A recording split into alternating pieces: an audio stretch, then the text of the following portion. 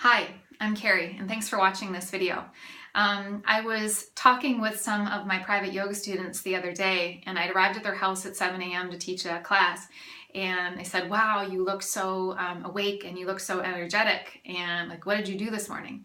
And I teach Ayurveda and habit change courses, and so what I do in the morning is based on, thousands of years old habits of basically what the yogis did so that they could feel really thriving and energetic all the way, even into 100 or beyond.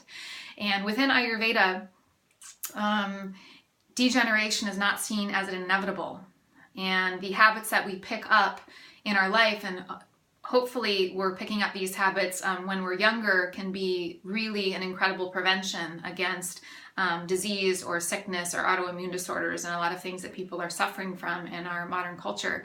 So it's really important that we look at how we're kind of programming and setting up the entire day so that we can feel, rather than feeling perhaps stressed out or tired or have fluctuations in energy, we're feeling awesome like from when we wake up until when we go to bed at night. So what I do in the morning, when I first wake up, and I do wake up right around 6 a.m., and this is a sacred time of the day. Probably a lot of you yogis know that. That's the best time to meditate. You're setting the tone for the day during that time. And it's also this time to commune with, if you want to call it spirit or God, or maybe it's just to align to how you want to be in the world. So you can take a moment when you're lying in your bed and you haven't yet gotten out of bed to have a practice of visualizing your day. And if that is like maybe visualizing if there are any potential stressful situations that are coming up, maybe you have a lot of activities that are on your plate that day, that could be a time where you run through, what it looks like when you're kind of aligned with the person that you want to be, like what kind of decisions you would make and how you would be eating and talking and how you would be moving your body. So you can envision yourself going through step by step all the way until you get to the end of the day if you find that useful. You could also do some kind of gratitude practice, maybe just connecting to one thing that you feel grateful for the day. And it does the same thing basically like setting an intention would do in your yoga practice. So you set the tone with something positive so that your mind will be more drawn towards the positive throughout the day. So after I do that, and that doesn't take long, maybe 30 seconds or a minute, then I immediately come to the bathroom, and I usually have to go to the bathroom. And then after I do that, then I scrape my tongue. And probably a lot of you have seen these things. The metal ones are really awesome ones. I got mine at my local yoga center. You can buy them on Amazon or at your local organic store. And we use the tongue scraper because the tongue in Ayurveda is a great indicator of our health, particularly our gut health, the health of our GI tract, but it can tell if there are any imbalances in the body based on the doshas, which I'll talk about later, as well as how our digestion was. If we ate too late the night before, or if we ate too heavy of a meal, we ate something that we didn't digest well, or maybe if we're using like too many excitotoxins, perhaps coffee or caffeine or sugar or those sorts of things, then that will show up on the tongue. And so you're scraping off what's called ama on the tongue, which is basically toxicity. It's basically that which wasn't digested that you're scraping off. And the way that you use the tongue scraper is you take the kind of looped part, and you're going to bring it all the way to the back of the tongue, and you're going to pull it forward just a few times. Before you do that, you want to check out what's on your tongue. Like check out what the color is. It might be white, it might be kind of a yellowish, it might be a kind of grayish, and also see if there's any like sort of scaling, or if you can see maybe the divots of your teeth, if there are any points in particular that have that kind of gunky ama on it, and then you can consult a tongue chart. So you scrape this off the tongue, your breath will be a lot fresher immediately, and you do this the first thing, like more or less right when you get up and get out of bed. So after I've done this, it just takes a moment or two. You of course rinse off all the nasty stuff, and hopefully there's not a lot of nasty stuff. The more that you practice, the less and less ama that you're going to have on your tongue. And after I do that, then I drink tons of water.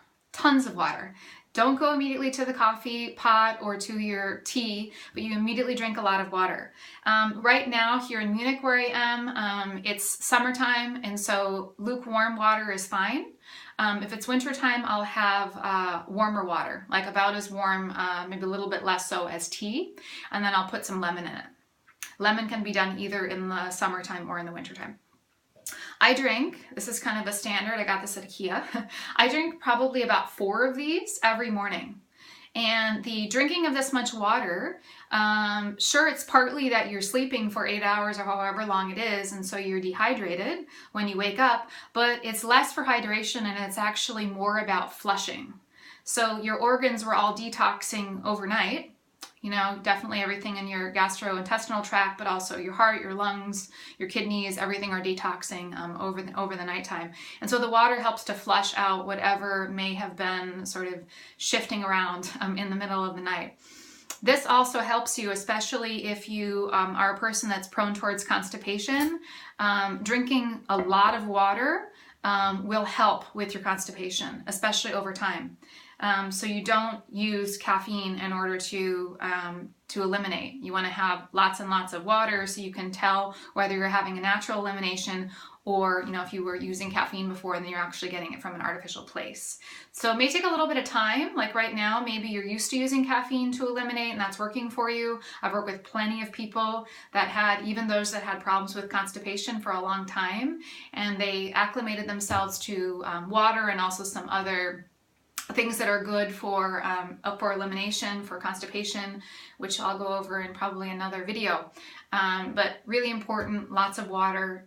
Caffeine, maybe 1 cup is okay if you're not real sensitive to it, but lots of water first.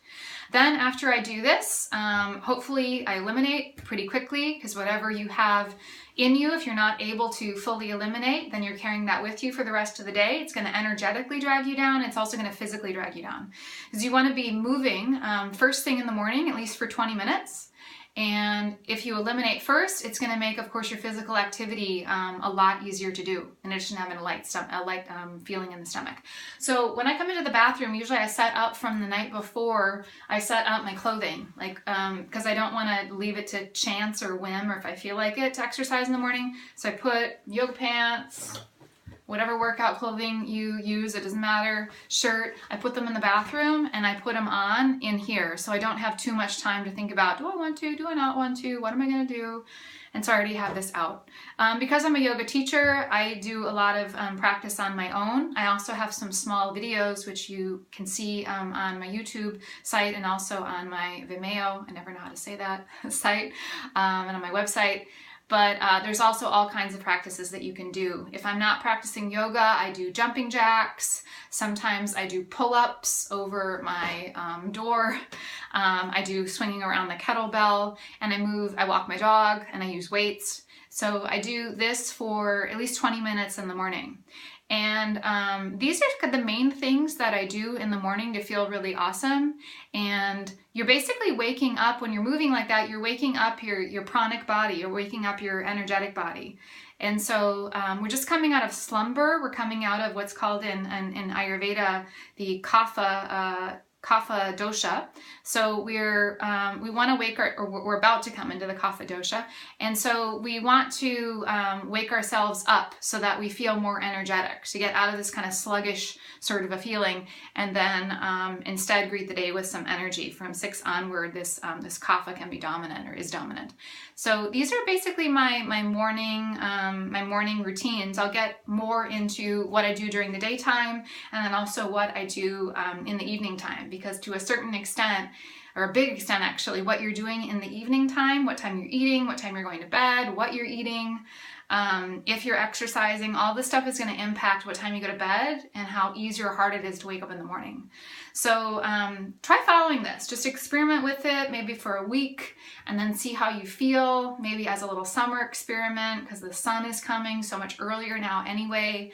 And look and stay tuned for other videos as they come up. And thanks so much for tuning in. Namaste.